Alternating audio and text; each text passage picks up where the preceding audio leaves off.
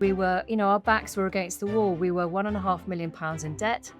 And my husband had to make the big decision to stop farming and to sell the farm equipment, to sell 3 wonderful herds of dairy cows, and really to think again.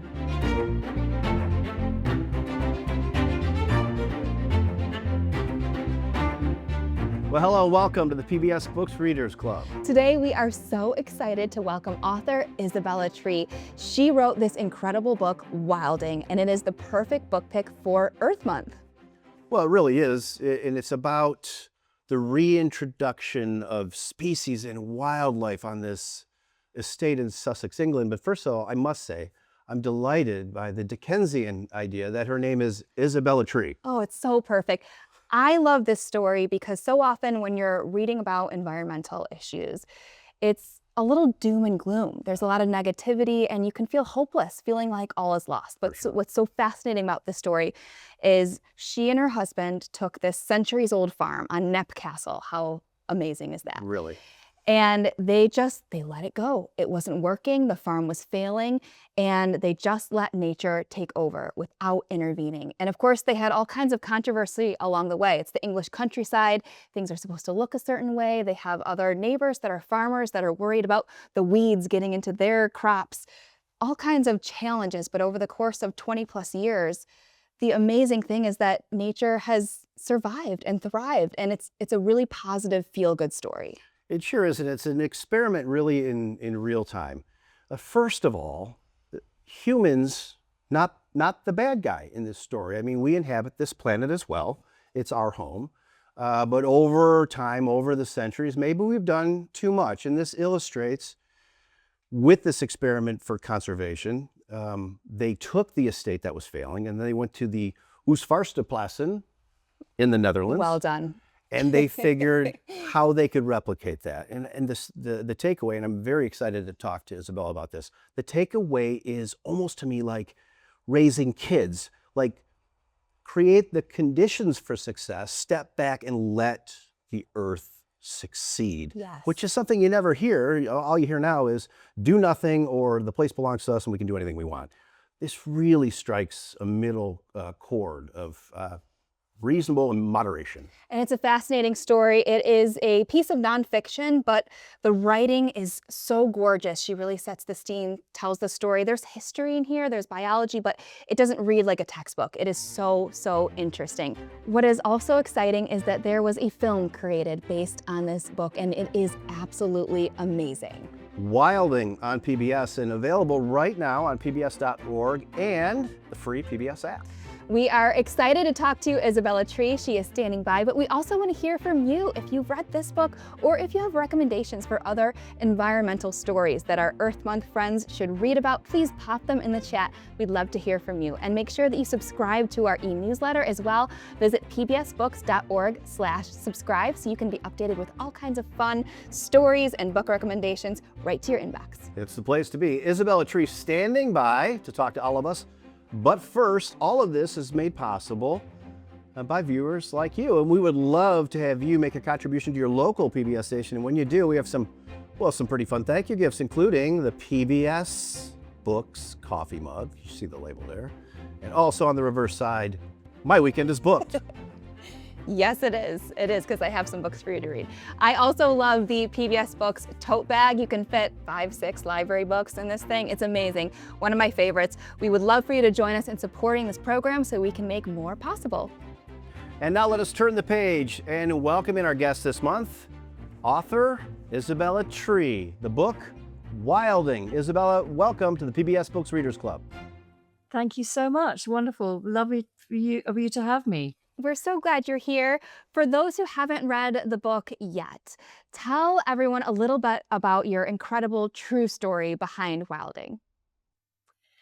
Well, it's all a bit of a surprise really to us, but I thought I'd married a farmer, and for 17 years we tried to make our heavy clay soil in West Sussex in England work and make it profitable, and we failed dismally. I mean, the soil is just completely the wrong thing to be doing modern intensive farming on, and it took us 17 years to realize that.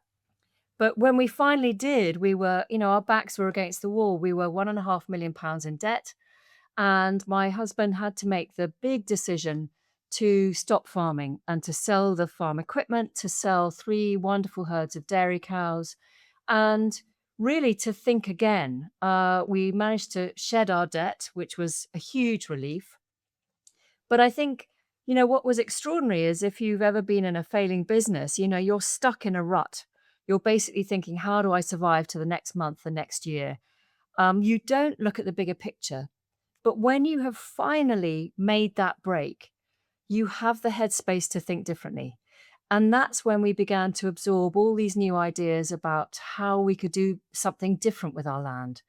And we began to look to Europe, where they're doing amazing rewilding projects, introducing free roaming animals onto the land to generate creation of habitat again, to get wildlife back.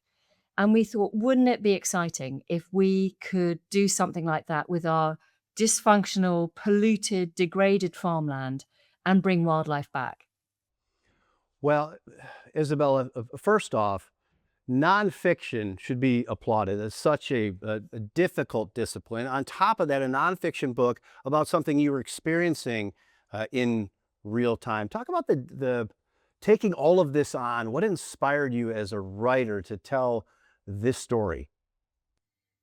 Well, I think it was just such a story of hope. We were seeing all the time, I mean, every week, signals that amazing wildlife was returning. It's now been 25 years since we made the decision to stop farming and to start rewilding. And we are now one of the most significant biodiversity hotspots in Britain with some of the rarest species. I mean, species that elsewhere, are going extinct, their population is booming here at Knepp. So we felt that we had this amazing story to tell, and I was longing to tell it. But funnily enough, I was working on another book that had sort of sent me down a bit of a rabbit hole, was taking me much longer to write. And it was lucky that I delayed writing Wilding, I think, because by the time I got to write it, this was in about 2016. It was published in about 2018, 2019, I think. Um, uh, we had far more results, scientific results, that we could actually, say, look, here is the solid evidence that wildlife has come back, that huge changes have happened to our landscape, and we've been able to measure them. But also, I think we'd had that many more conversations over, late night whiskies around the kitchen table that had really distilled the ideas. And so when I got to writing the book, it was unlike any other book I've written. It just was like a kind of fruit falling from the tree. It was really ready to be written. And I just loved writing it for that reason. It was a mature idea, a mature story. The evidence was there, and it was just so full of hope. It was a joy to write. So in the book, you talk about the process of rewilding, and that word can mean different things to different types of conservationists, and you titled the book Wilding. Tell us a little bit about those words and what they mean to you.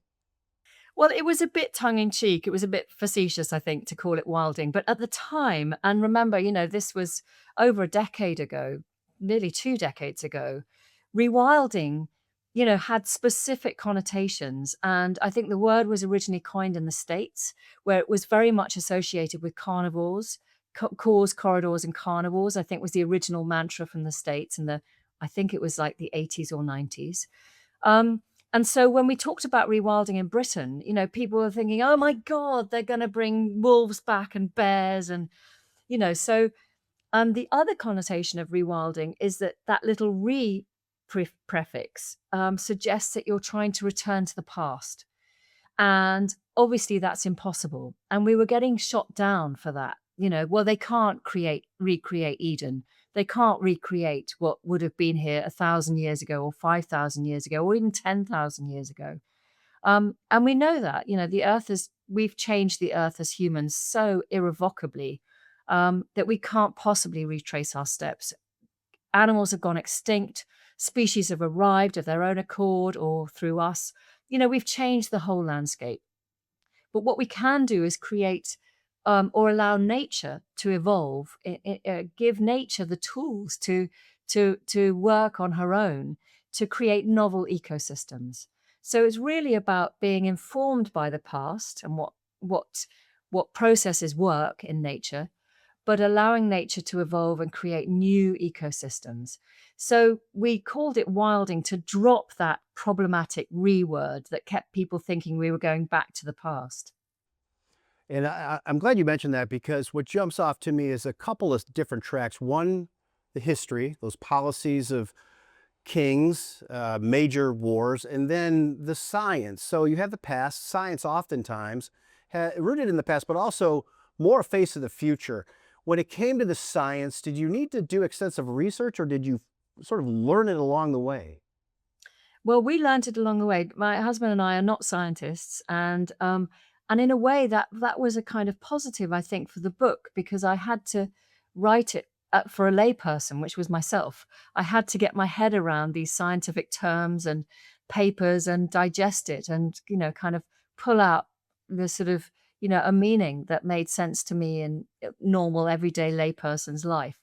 Um, but what we did from the very beginning, and what we would always advise anybody doing a rewilding project of any scale, is to have an advisory board of the scientists. So we have an advisory board of about 20, 25 ecologists, scientists, conservationists, who we all felt were kind of on the same page with us, or at least excited enough about this idea that could we do a process-led nature project, introducing herbivores, restoring water systems, and then just sitting back and letting nature take the driving seat.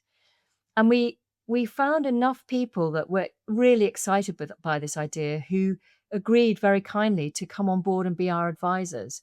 And often they disagreed with each other, and it was very difficult to make sense. It was one of the advisors said it was like trying to put frogs in a bucket. Every time you thought you had the frogs in a bucket, a few of them would jump out again. Um, but it made for really, really interesting discussions. And above all, I think it gave us moral support because we knew that there was legs in this project, that there were serious people who were seriously interested in it. And in the early days, that was really important to us because we got a lot of negative sort of criticism from locals, from farmers, from just the general public, or from other ecologists who didn't agree with what we were doing. Yeah, so it wasn't a straight line from farm to a nature preserve, essentially. Talk a little bit about that tension and those moments that you had with your neighbors and with scientists that maybe didn't agree, and also those struggles within yourself. Like, did you and Charlie ever have a moment where you felt like, ugh, this isn't working? Like, did you ever doubt yourself along the way? I think there were some very, very uncomfortable moments. And when I was writing the book, it was so interesting to go back 10 years or so and relive those uncomfortable moments that, short term memory glosses over and makes you forget. And looking at the emails and the letters and the press coverage, brought back how painful it was actually at times. Um, I think we always had confidence that we were doing the right thing, but it wasn't really until we had our headlines, that we had nightingales back and turtle doves. These are birds on the verge of extinction in Britain. And that was when the tide began to turn and public opinion began to fall into step with us. I remember in the very early days, we had a letter from a woman, a local woman, and it was very personal. And I think, Charlie took a lot of brunt of the personal attacks because this estate, was belonged to his family. And she wrote a letter saying, what you've done is you've destroyed something beautiful and you've turned it into an abomination, and your grandparents will be rolling in their graves. And that was a kind of typical letter that we were getting at the time. But about 10 years later, when we'd had all these, this evidence of these amazing creatures coming back and just spontaneously finding Knepp and breeding here, she wrote a letter of apology. And I would always thank her for that because she said, I was wrong to fly off the cuff like that. I walk Knepp every week, and I love it because I realize it is beautiful, but it's just beautiful in a very different way. And I think that's what has to happen, is that fundamental change in aesthetics, that I had myself. I grew up thinking that, our green and pleasant land, that the British countryside was something that was controlled and manicured and orderly. And that was what I considered beautiful. And now I see it as dysfunctional and unproductive and positively dangerous.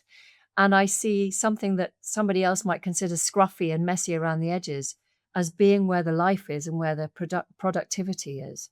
So it's a big mind shift that has to happen, and it happens to different people at different stages and in different speeds, I guess. So what you're saying is that I no longer need to weed my garden and I can just let it go to scruff. Yes? That would be a very lovely thing to be able to say, but no. I think the smaller you get, the smaller we've done a lot of work now. We've just rewilded our own garden. We took a long time to even look at our garden, which had manicured lawns and sort of weeded flower beds, very conventional. And we have now completely rethought it, and we've dumped 350 tons of crushed brick and concrete onto our manicured croquet lawn and created a sort of 3D amazing wild garden, totally different. I did a TED talk about it just recently. And so really the smaller the area you're rewilding, and I think everyone can rewild, but the smaller the area, the more interventions you have to make to mimic the processes that happen naturally in nature. So in your own garden, you have to be the beaver. You've got to be the bison. You've got to be the wild boar, and create those disturbances that bring in insects and all the other life that surfaces in their wake. Be the beaver. I'm going to take that away with me. I tell everyone that your garden is beautiful chaos. Yeah. Which is represented, of course, in the book and the film on PBS, the pbs.org and the PBS app. The other thing, Isabella, that I really love about the narrative is we live in a world where folks are so diametrically opposed. We should do nothing to the environment, or the world is ours to do with what we please. You're carving out this nuance. Humans are native to the ecosystem, and you're guiding us to finding our role. It's a lot like raising kids, creating conditions for success. Talk more about the specifics about what we should do related to our ecosystems and our role in it. Yeah, it's really interesting, that we, as human beings, and I think this is particularly a Western, cultural perspective. We feel very divorced from nature. We've been taught, that nature is somehow separate and apart from us. But of course, we are very much integral to nature. So we can become keystone species too. We can do incredible things to enable nature to evolve. You think of kind of coppicing or pollarding in woodland, cutting trees and managing hedgerows and scrub. You're just mimicking essentially the large herbivores, the animals that would have been there browsing and grazing before you. That vegetation has learnt to co-evolve, to coexist with large browsing animals. So when you're pruning your roses in your garden, you are being the nibbling teeth of a wild pony or a deer. Well, you've written a practical guide too, if there are folks that are interested in experimenting with some of this in their own small pieces of land. Beautiful maybe. chaos. Yeah. Tell us a little bit about that book. So that's the book of Wilding. And really off the back of Wilding, and we now have thousands of people coming to visit Knepp all the time. And it's amazing. And that I think because it's such a exciting story, that people feel very galvanized by it, very kind of empowered. And we have, the biggest question in our mailbag is, I don't have 1,000 acres. I don't have 100 acres. How can I rewild my schoolyard, my cemetery, my roadside verges, my back garden, like you've just, asked. And so this was really a book to give a direction of what you could do, how you could start thinking about rewilding a smaller space. So it's using the experience we've had at Knepp from rewilding the wider landscape, and how you can kind of apply those principles to much smaller spaces. Well, there were some beautiful stories in the book and in the film. One of my favorites was this crisis you had of the creeping thistle, and then what happened with that. Tell folks that haven't read the book that amazing story. Well, I mean, you did ask earlier on if there were any moments where we sort of thought that, oh my God, what have we done? And should we give up now? And I think that was one of them. Um, so, yes, I mean, creeping thistle is a kind of clonal plant. Most gardeners will be familiar with it, and it's almost impossible to get rid of because, you can pull it up, you can trowel it out, but little tiny fragments of root stay behind and it bounces back again. But it also spreads clonally. So it's like the day of the triffids. And this plant came in, creeping thistle, and it started covering acres and acres of the rewilding project. And 2 years in, it just got more and more entrenched. 3 years in, it was getting pretty serious. And we were getting loads of letters and complaints, people writing to our MP, trying to get the government to withdraw funding for the project. And with our old farmer's hat on, we'd have gone straight out there with the weed killer and sprayed the whole lot and topped it and got rid of it. But we'd made this kind of pledge that we were going to let nature stay in the driving seat. So, with this white knuckle ride, we just let the creeping thistle do its thing. And then suddenly one summer morning, we woke up to see these painted lady butterflies just flying past our bedroom window like kind of tracer. It was extraordinary. And we ran outside to see where they were going. And tens of thousands of butterflies were landing on this creeping thistle. It was a kind of boom year for the butterfly migration that starts in Morocco and comes all the way up through Europe, through Britain, and up to Iceland. And millions of these butterflies had come that year. And they lay their eggs on the creeping thistle, their caterpillars hatch out, they eat the thistles, and within weeks, there was nothing left. And those thistles never came back. So it was a real lesson to us to sit on our hands and just be patient, and nature will find a solution. Throughout reading the book and, of course, watching the film, I couldn't help but think about the Churchill quote about how cats look down on you, dogs look up to you, but pigs look you dead in the eye and treat you as equals. So we should be so lucky. If you could boil it down in some sort of Churchillian bit of wisdom, what should we do to be equal to pigs, to bison, to be the beaver? I think we have to learn how to stop being control freaks and to stop micromanaging and to take a little humility and feel that nature has had millions, if not billions of years to do R&D. And we've only been here for a blink of an eye in terms of planetary lifespan. So let nature do it and just get messy. I love that. Just my kids will like that. Just get messy. I'm on board. Kids get it. I'm on board. They're born rewilders. Yeah, they are. They are amazing. For our readers that do have a passion for animals and the environment and nature, do you have any other books that you would recommend as additional reading for folks that are wanting to dive more deeply into the topic?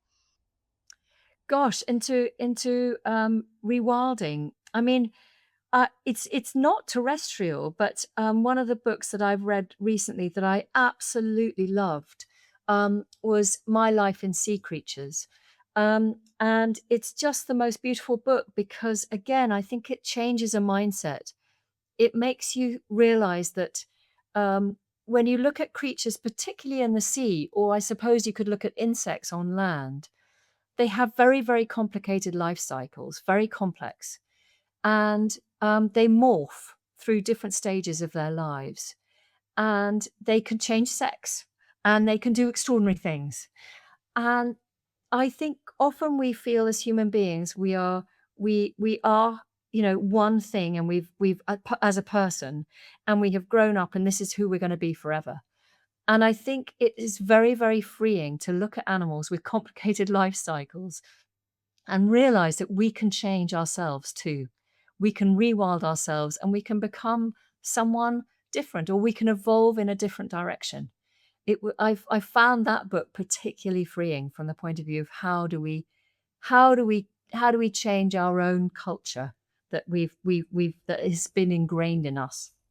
Thank you. I'll add that to the list. Well, I think one of the greatest benefits to this experiment was your commitment to writing about it. And I wonder about you personally, did you always know yourself as a writer?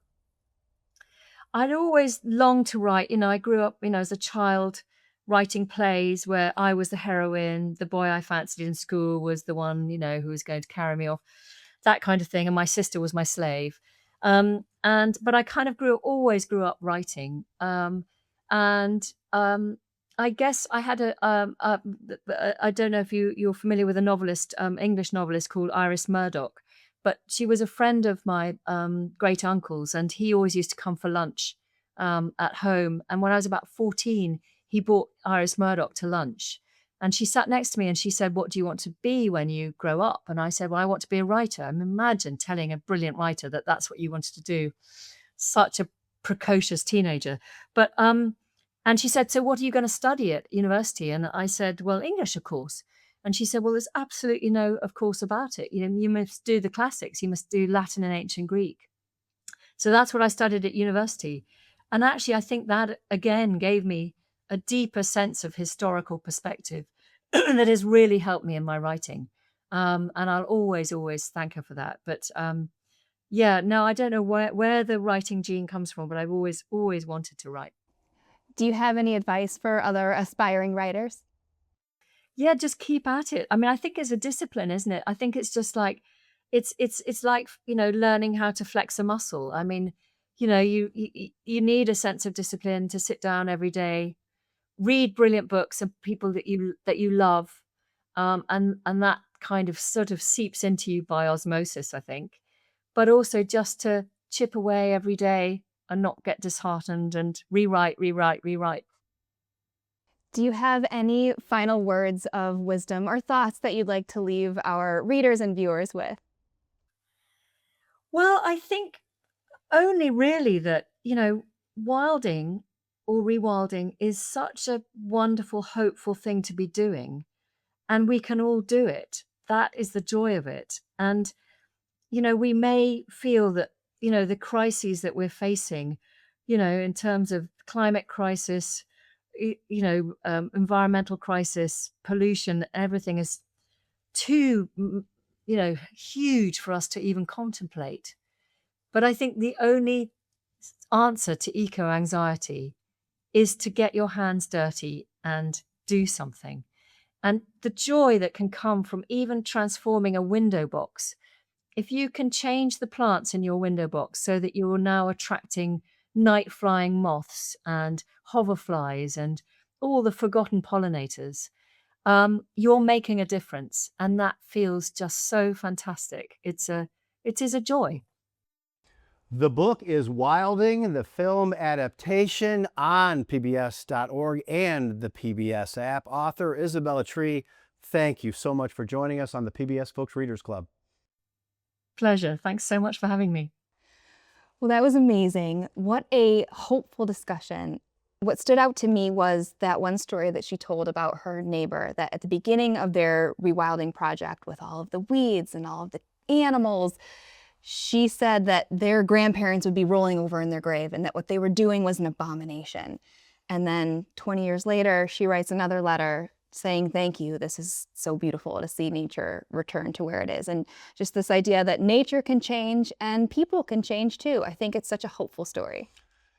So hopeful. A beautiful chaos landed with me, and viewpoints, mindsets can change. What was once beautiful, or the idea of a perfect landscape, can shift with more knowledge in history, in science, and that's from reading, and that's a good thing. Well, we'd love to know what you thought of the interview. Drop your favorite moments into the comments and join us in thanking Isabella Tree for joining us here on the PBS Books Readers Club. And if you would love to see this book come to life, check out pbs.org or the PBS app for the film documentary adaptation called Wilding.